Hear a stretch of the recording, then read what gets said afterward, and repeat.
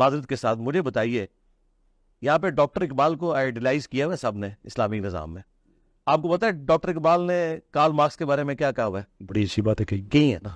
تو ٹھیک ہے، ہم ان کے ساتھ ایگری کرتے ہیں کہ ڈاکٹر اقبال نے ٹھیک ہے. میں اس معاملے میں آپ سے متفق ہوں جو آپ نے امام مالک کے حوالے سے بتایا تھا. اچھی بات کہ جناب چلے آپ نے تو بات ہی ختم کر دی. میں تو اس کا مطلب ہے اپنی آڈینس کو یہ بتائیں کہ ڈاکٹر اقبال کو جو پیغمبر بنا لیا نا پاکستانی قوم نے، خدا کے لیے اس سے باہر نکلے. انہوں نے بڑی عجیب و غریب باتیں کی ہیں. وہ جس سے بھی، وہ ہٹلر سے بھی متاثر ہے. جمہوریت کے خلاف جتنی نفرت ان کے دل میں تھی نا، وہ ہٹلر کی کتاب پڑھ کے آئی ہے. انہوں نے ہٹلر کی تعریف بھی کی ہے. وہ کارل مارکس سے بھی متاثر تھے. وہ چونکہ ان کی تعلیم پوری ادھر تھی، وہ ادھر سے ہی چیزیں انہوں نے گڈمنٹ کی اور سارا کچھ. لوگ ان کو ایک اسلامک اسکالر کے طور پہ پیش کرتے. وہ ایک فلاسفر تھے جو مختلف فلسفیوں سے متاثر تھے. دین ہوا جو کتاب و سنت کا نام ہے.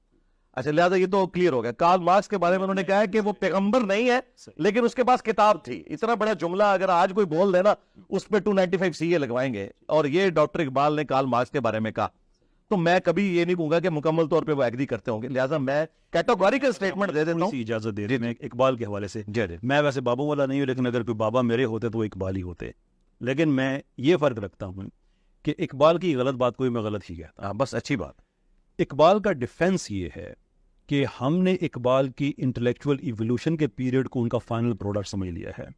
اقبال کی ون آف دا بیسٹ، میں نے یعنی کہ جو اسکولاسٹک فلسفی کے حوالے سے اگر آپ نے ڈیپتھ میں سمجھنا ہے، reconstruction of religious thought in Islam, میں سمجھتا ہوں اس سے بہترین، ویسے وہ کتاب تو نہیں ہے، وہ مجموعہ ہے مختلف مضامین کا، اس سے بہتر انسان کو نہیں مل سکتا. لیکن اتنی وہاں پہ غیر شرعی باتیں لکھی ہوئی زیادہ کہ انسان کو حیرت ہوتی ہے کہ اقبال یہ کیسے لکھ سکتے تھے. But the answer is کہ اقبال جب اپنے انٹلیکچوئل ایولیوشن کی جو ان کی جرنی تھی، اس میں جو ان کے نظریات تھے جو بعد میں ایک ایک کر کے سارے چینج ہوئے.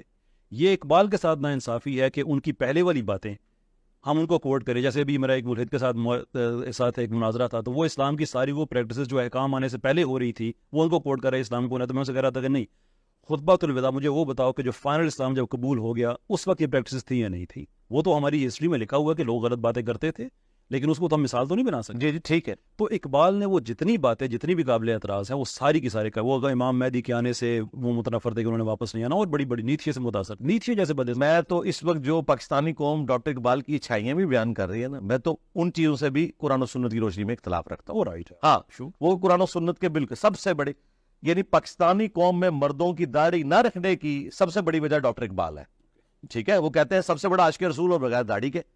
تو اگرچہ اس میں ان کا قصور نہیں ہے لیکن ان کے کھاتے میں ڈلی ہوئی ہے. لہذا لوگوں کو یہ کلیئر کرنے کی ضرورت ہے کہ ڈاکٹر اقبال بھی ایک انسان تھے، وہ ایک فلاسفر تھے. جائز بات. وہ کوئی مذہبی پیشوا نہیں تھے، بالکل مذہبی پیشوا نہیں تھے. مذہبی پیشوا کے لیے کئی زیادہ چیزیں شرائط کے لیے ضروری ہے کہ اس کا ان ڈیپتھ چیزوں کا نالج ہو. ہاں، ہسٹری کا ان کا بڑا اچھا نالج تھا اور فلسفے میں وہ بہت تھے. قرآن پاک کے حوالے سے بھی جو چند چیزیں انہوں نے بیان کی وہ کی. یہی وجہ ہے کہ ڈاکٹر اقبال کو ہر طبقہ کوٹ کرتا ہے. صوفیاء بھی اپنے حق میں کوٹ کرتے ہیں. حاضر ہوا میں شیخ مجدد کی لاد پر. اب شیخ مجدد نے جو کچھ کیا ہوا ہے، اب میں وہ بتاؤں کہ اس نے اپنے بارے میں جو کچھ کلیم کیا ہے، بس نبی کہا نہیں اپنے آپ کو. غلام احمد قادیانی دجال کی کتابیں پڑھے، اس نے کوٹ ہی اس کو کیا ہوا ہے. اس کے مکتوبات میں نے کئی ایک بتایا کہ وہ کیا کچھ کہہ کے گئے ہیں. اچھا، تو بات یہ کہ وہ ہر بندے سے متاثر ہوتے تھے. ہٹلر سے وہ متاثر ہے، کارل مارکس سے وہ متاثر ہے، شیخ مجدد سے وہ متاثر ہے رہی. لیکن یہ ہم ان کا جو دفاع کرنے کی کوشش کر رہے ہیں نا، یہ تب ہوگا، دفاع یہ ہوگا کہ وہ اپنی زندگی کے آخری ان ساری چیزوں میں نا ان ساری چیزوں کو مینشن کر کے ان کا ڈینائل کریں گے. ساری کا کیا. اچھا، اگر وہ ڈینائل انہوں نے کیا ہوا ہے نا ان چیزوں کا، تو وہ آپ میرے ساتھ شیئر کیجیے گا. تو بڑی اچھی بات ہے کہ انہوں نے ان چیزوں کا ڈینائل کیا. ریکنسٹرکشن میں انہوں نے لکھا کہ امام مہدی کے بارے میں انہوں نے لکھا تو یہ زرتشت کے لوگوں کا آئیڈیا کوئی اسلام میں ایسا نہیں، کلیئر ڈینائل کیا. لیکن بعد میں ان کے ہم خطوط دیکھتے ہیں جنہوں نے اپنے دوستوں کو لکھے ہیں، انہوں نے کیٹیگوریکلی اکنالج کیا ہے کہ ہاں یہ بات تو واقعی جو ہے، یہ تو انہوں نے آنا ہے سارا ہے. تو ہمیں وہ ساری باتیں مل جاتی ہیں. ہو سکتا ہے مولویوں کے پریشر میں انہوں نے جواب شکوہ کی طرح کو خط بھی لکھ دیا ہو.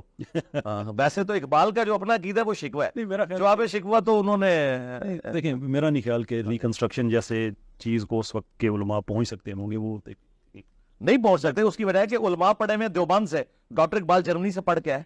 یہ بھی میں گورے کو کریڈٹ دوں گا. ڈاکٹر اقبال کے پاس جو کچھ ہے یہ گورے کی دین ہے. یہ ڈاکٹر اقبال مسلمانوں کی آؤٹ پٹ نہیں ہے. ہاں، ورنہ تو ادھر 50 ڈاکٹر اقبال اور پیدا ہو جاتے ہیں نا.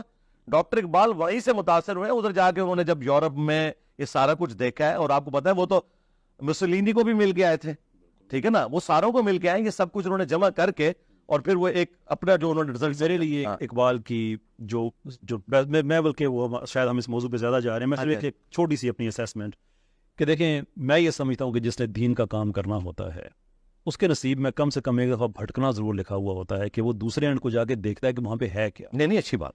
इकबाल और सर सैयद दो कहानियां हैं। मैं ये समझता हूँ कि सर सैयद दूसरे एंड पे गए, इकबाल भी गए। फ़र्क ये कि इकबाल वापस आ गए, सर सैयद वापस नहीं आ सके, और जो उन्होंने ऐसी ऐसी बातें लिख दी जो कि मैं नहीं समझता कि किसी जी ठीक है, वो तुम्हारा इख्तिलाफ है, लेकिन इकबाल का वहाँ पे गए बट ही केम बैक। उनका जो मैं समझता हूँ कि ये जो आइडिया है ना कि आपने रस्म शब्बीरी अदा करनी है तो खानकाहों से निकल के करनी है, product of which thought is Pakistan, मैं ये समझता हूँ कि ये किसी बुजुर्ग के करने वाला काम भी नहीं था, ये किसी आलम दीन के करने वाला काम। उन्होंने सब उन्होंने आलम, मेरे वाला साहब कहते हैं कि जुना और कायद कैसे और क्या करोगे, गुलाम आज़ाद करो तो कितना होता है, इन्होंने उलमा आज़ाद करा दिए, पाकिस्तान बनाया जब, पहले नहीं थे आज़ाद।